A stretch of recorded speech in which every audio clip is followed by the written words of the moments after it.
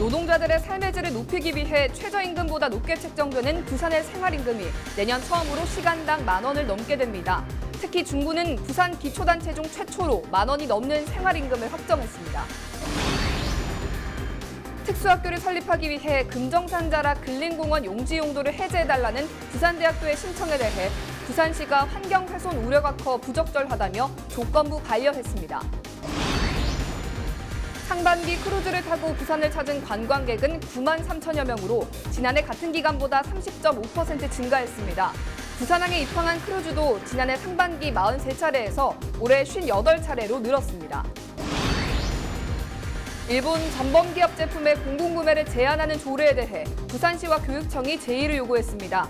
시의회는 다음 달 임시회에서 제2요구 조례안을 상정해 처리할 예정입니다. 여러분 안녕하십니까? 헬로티비 뉴스 부산입니다. 시청이나 구군청 또 소속 기관에서 근무하는 노동자들에게는 생활임금이 적용됩니다. 부산시와 9개 구군에서 시행 중인데 내년 생활임금이 처음으로 10,000원대로 진입합니다. 이번 시간 생활임금 제도 시행의 기준이 되는 생활임금 조례를 살펴봅니다. 안수민 기자입니다. 생활임금은 노동자가 여유로운 생활을 할 수 있도록 최저임금보다 높은 임금을 지급하는 제도입니다. 지난 2013년 경기도와 서울 등에서 처음 도입된 뒤 전국의 광역, 기초자치단체로 확대됐습니다. 부산에서도 지난 2017년 중구에서 처음 이 제도가 도입됐습니다. 실질적으로 도시에서 가족들이 이제 생활을 영위하려면 어느 정도 이제 임금이 필요할까? 이제 그런 생각을 해서 이제 생활임금 조례를 이제 제정하게 되었습니다. 같은 해 중구와 부산시를 비롯해 기장군, 동래구, 사상구, 지난해 남구와 해운대구, 부산 진구, 올해 수영구와 서구까지 조례가 만들어지면서 현재는 부산 10개 시군구로 생활임금 제도가 확대됐습니다. 이들 지역에선 내년도 생활임금이 속속 결정되고 있는데 부산시와 중구의 생활임금은 최초로 10,000원대를 넘겼습니다. 부산시의 생활임금은 지난해보다 2.9% 오른 1186원으로 확정됐는데 내년 최저임금인 시급 8,590원보다 1,500원가량 많습니다. 중구도 내년 최저임금보다 1,444원 많은 시급 1034원으로 생활임금이 최종 확정됐습니다. 부산 진구도 시급 9,769원으로 생활임금이 확정돼 150여 명의 구소속 근로자들이 내년 처음으로 생활임금을 적용받을 예정입니다. 그렇다면 이 같은 생활임금은 어떻게 결정될까?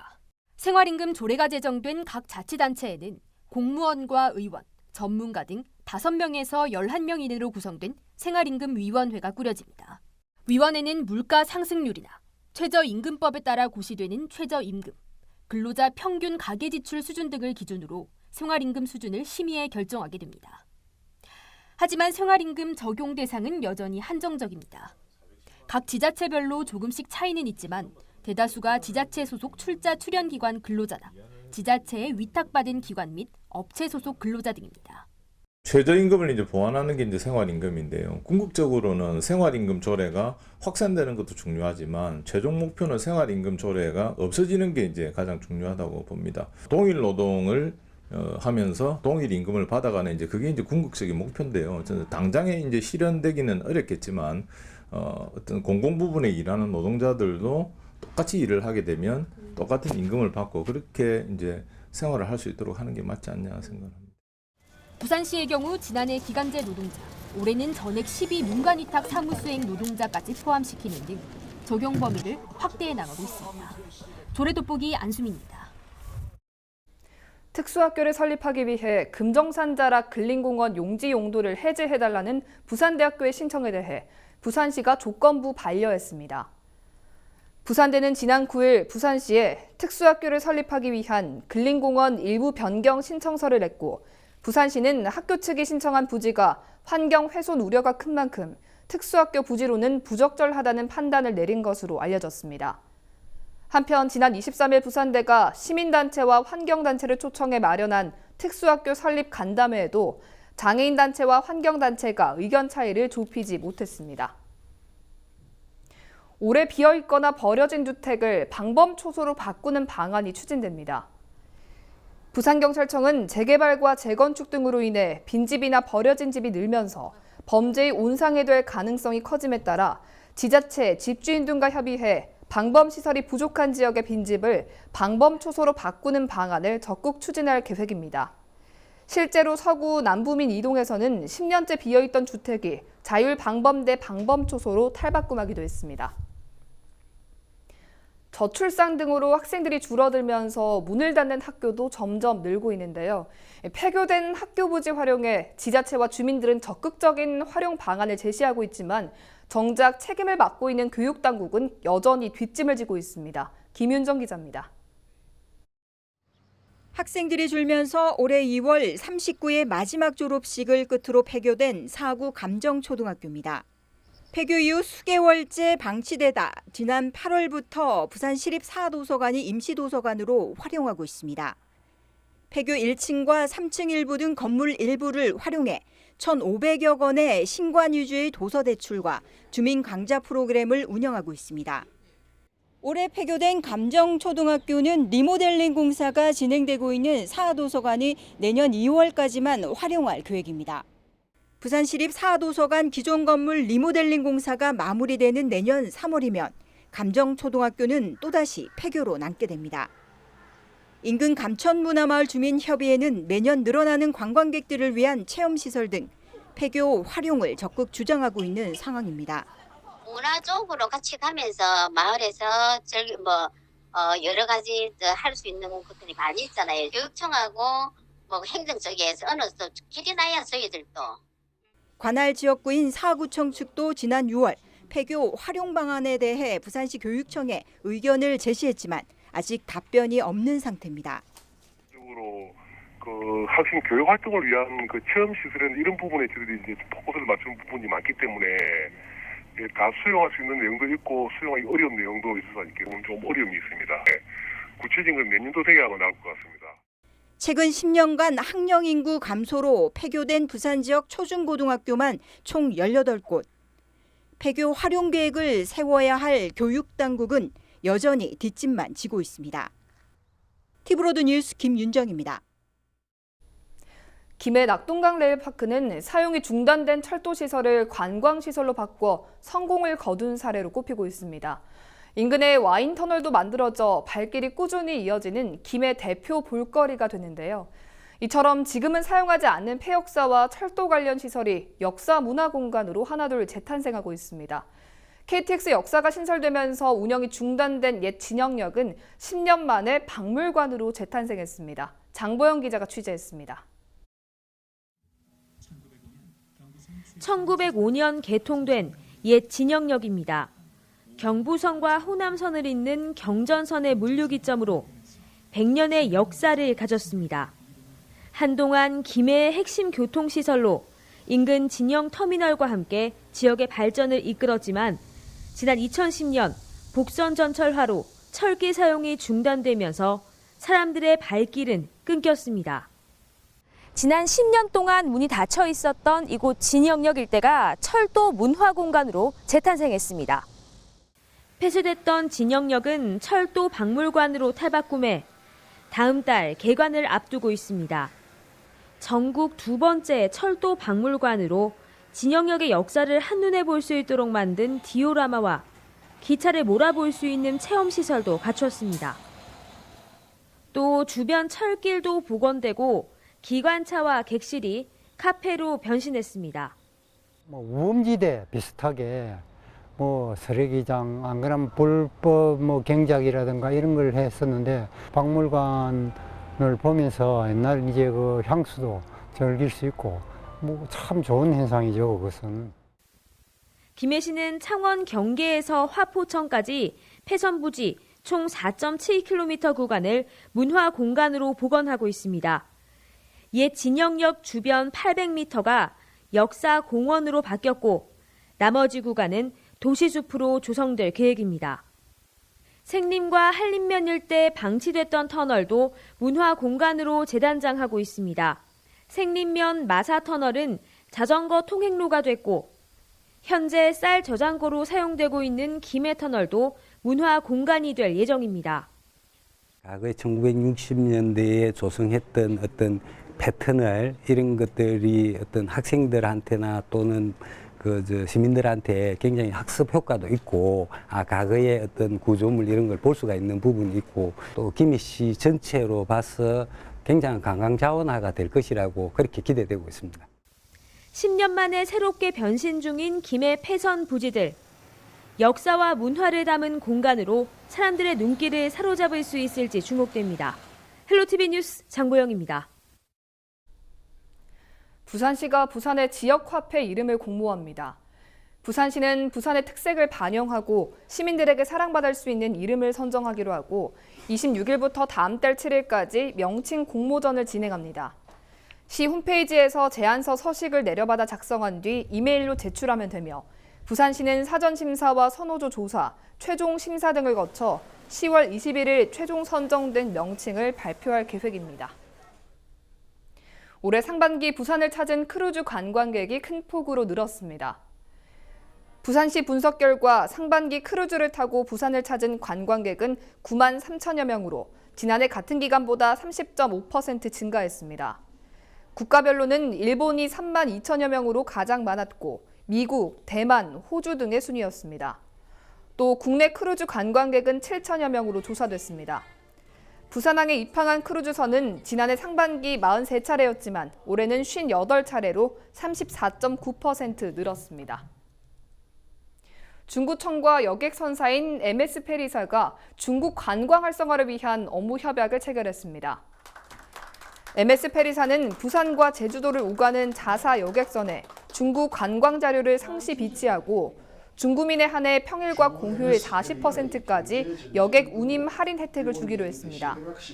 중구청은 중구신문과 홈페이지에 협약 내용을 홍보하는 등 지속적인 협력 관계를 유지해 나갈 계획입니다. 구청은 한일 관계 악화 등의 여파로 국내 여행 수요가 급증한 시기에 민관의 협력이 지역 관광 활성화에 크게 기여할 것으로 내다봤습니다.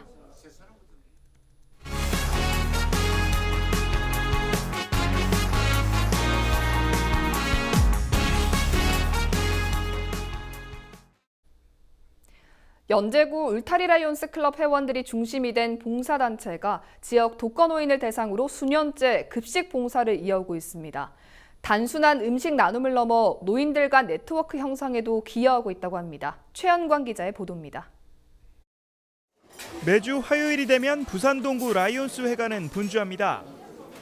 지난 2015년부터 이어져온 무료급식 봉사가 열리기 때문입니다. 준비해야 할 음식은 총 600인분.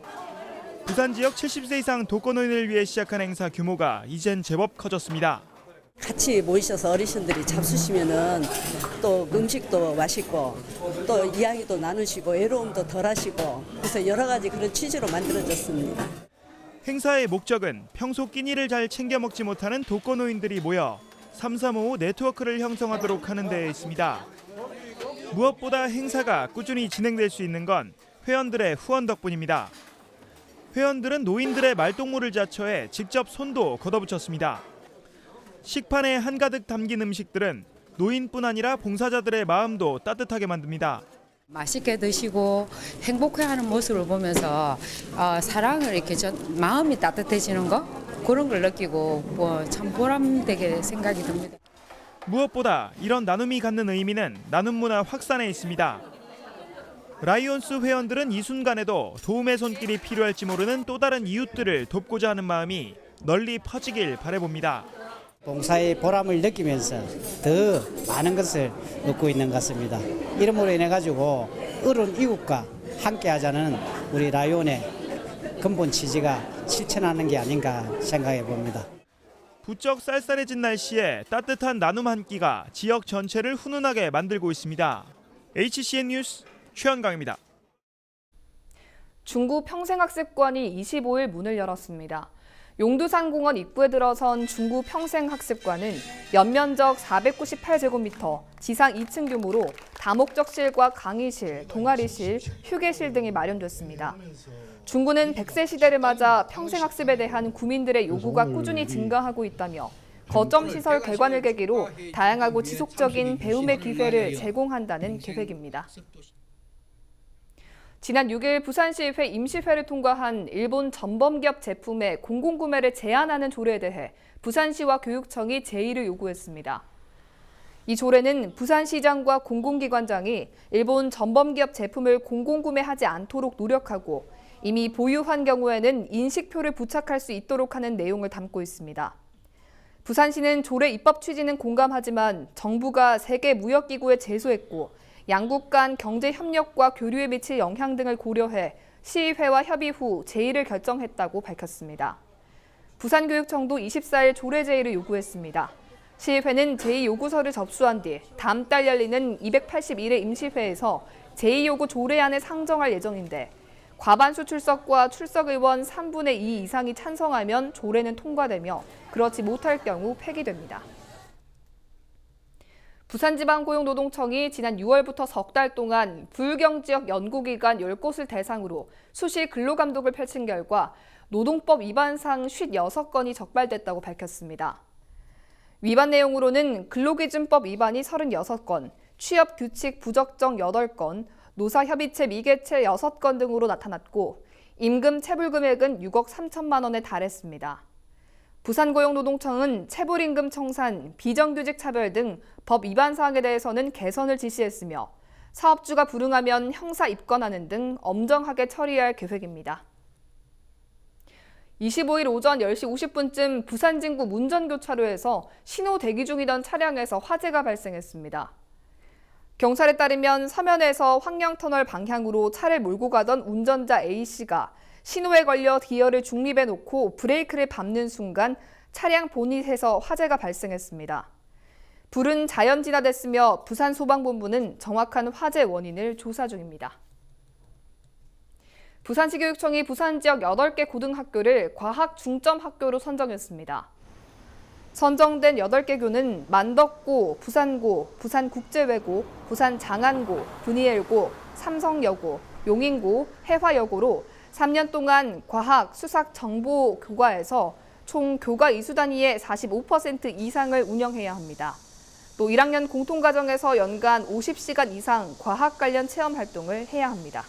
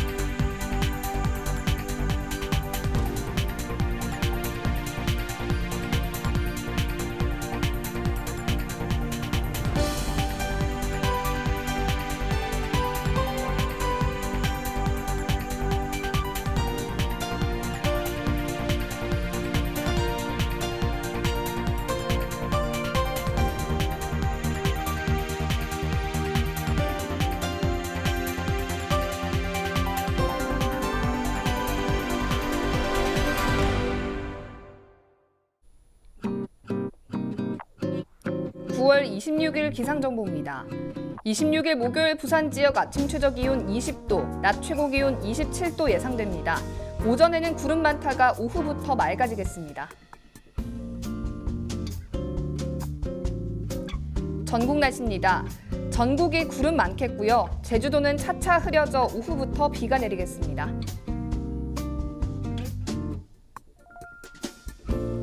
바다 날씨입니다. 전해상이 흐린 가운데 동해안과 일부 남해안은 너울에 의해 물결이 높게 일어 해안가나 방파제를 넘는 곳이 있겠습니다. 주간 날씨입니다. 금요일부터 토요일까지 비가 내리겠는데요. 양은 20에서 60mm로 꽤 많을 전망입니다.